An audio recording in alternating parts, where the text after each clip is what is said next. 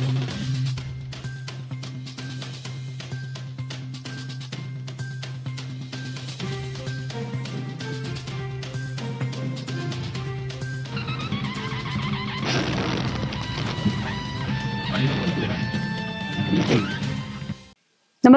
आपण पाहता हिरकणी न्यूज.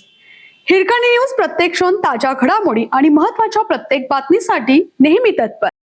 कर्मचारी मोबाईलवर गेम खेळत बसले. कोल्हापुरात पाण्याचा ठणठणाट असतानाच हजारो लिटर पाणी वाहून गेले.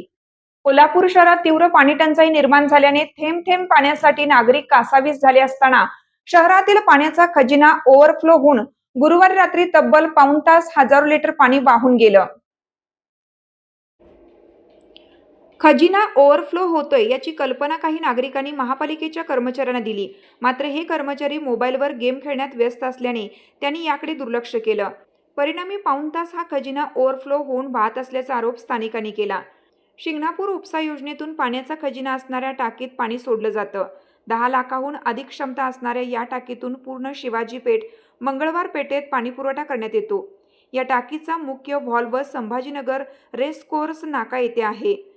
गुरुवारी शिंगणापूर योजनेतून या टाकीत पाणी सोडण्यात आलं होतं. ही टाकी भरत आल्यानंतर मुख्य व्हॉल्व्ह बंद करून नागरिकांसाठी सोडण्यात येणारा व्हॉल्व्ह सुरू करायचा होता.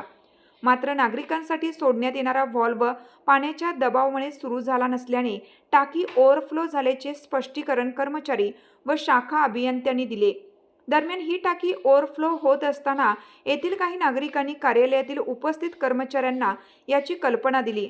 मात्र त्यांनी याकडे दुर्लक्ष केल्याचा आरोप स्थानिकांनी केला आहे.